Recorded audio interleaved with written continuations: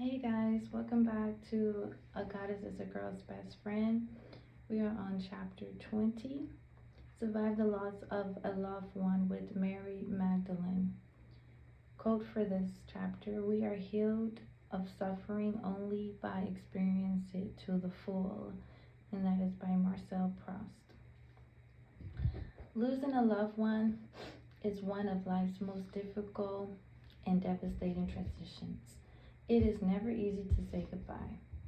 Death or any kind of separation from someone we love is an experience that can rattle us to the very core, shake up our entire lives, and uproot us from the life we know.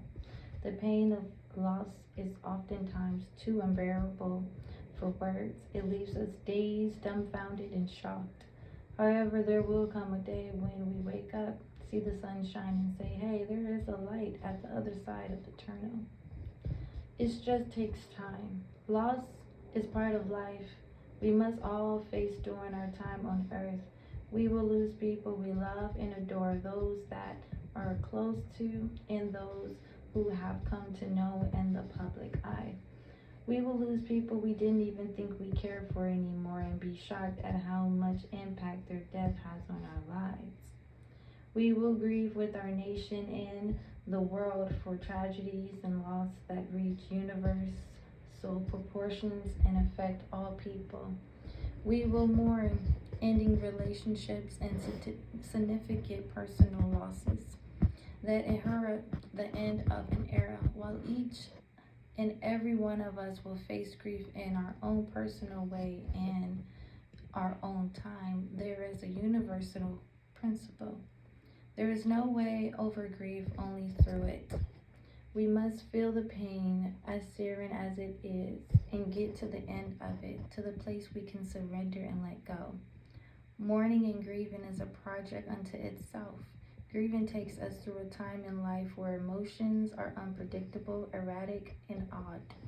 One moment you are racked with inconsolable sorrow, the next you laugh hysterically at a joke. The next you are feeling reflective and filled with loving memories of the person who has gone on. It is a complex process, a healing journey.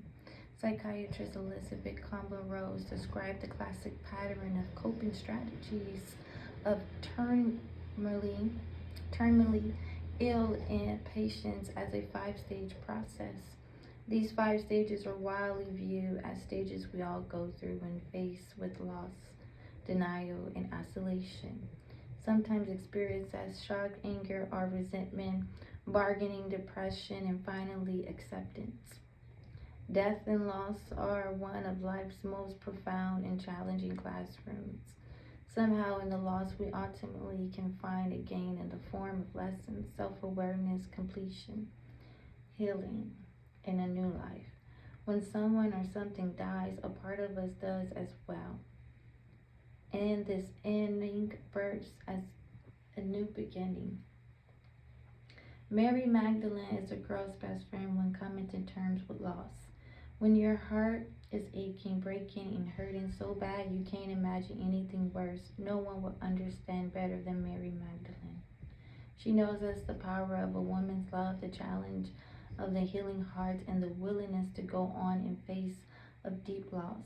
She represents the right to grieve, then the ability to survive and grow beyond any loss. Who is Mary Magdalene? There were 3 who always walked with the Lord: Mary, his mother, her sister, and Magdalene, the one who was called his companion. And that is in Gospel of Philip, Gnostic Gospels, Gnostic. Mary Magdalene is also called Magdalene. Magdalene was the first was the first disciple of Jesus Christ. She was a disciple he was the closest to, and as many believe, the one he loved most.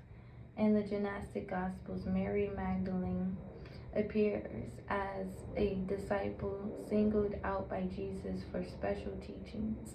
Although most of us were raised to believe she was a whore saved by Jesus, Some modern feminist theologians believe she was his wife. Rabbis of the day had to be married, Jesus' closest consort. When she cried, it was said, so did he. At the very least, she was his spiritual wife and soulmate. It was Mary Magdalene who brought many believe anointed Jesus with the spikenard from the famous alabaster jar. And what Jesus said was pre-preparation for his death. This was a duty that fell to the woman folk in one family. Mary Magdalene has been called a whore, a Hindus, and a sinner, and has the rip of being a femme fatale. Although it is said Jesus cast 7 demons from her, there is nothing that confirms her sins were sexual in nature. And there is no place in the Bible that actually identifies her as a prostitute. Although we all know about the 12 apostles, we hear little about the pools of women who also traveled with Jesus, who funded his ministry, who ministered to him, who were with him at death. Mary was chief among them and obviously had the family financial status to travel with him. She is credited with helping keep the Christ crusade alive after his death. She is often depicted in robes with her head covered with the desert attire of the time. Some portraits show her as sexy and seductive. How to invite her into your life? If Mary Magdalene can somehow get through the unbelievable gut-wrenching pain of her loss and go on to keep the work in the Spirit of Christ alive, she can help you get over your pain too. Sometimes death comes after a long, arduous battle, and we are in some ways relieved our loved one is free of the physical body. Other times, people we love are taken from us suddenly with no warning.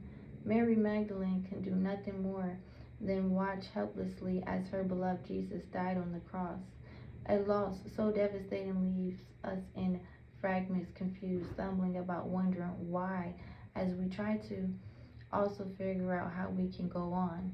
Healing from this is a process that takes time. The following exercises can help you through the death of a loved one and are also for those who are going through a breakup or divorce. 1. Honor your feelings. Denial, yearning, disbelief, anger, confusion, humiliation, shock, despair, sadness, and guilt are all typical feelings associated with loss. The tricky part is that they can hit you when you least expect it and impact your life in ways as you go through the process of grieving. It takes time to fully observe and heal from the impact of a major loss. You may never stop missing or loving a lost loved one or a friend. However, time does heal. The pain will ease and you will go on with your life. But you must give yourself time. As much as you might want to believe that loss of loved one is fate tossing you a curveball, remember that love shared is love that exists in your heart forever. The love you once shared is as real in death as in life. 2. Carry on. Serious loss heralds a time of great transformation, sometimes as dramatic as the purple phoenix rising from the ashes. It gives us a chance to reevaluate our own lives. It makes us think. If it were my last year on earth, where would I want to be? Where would I want to be?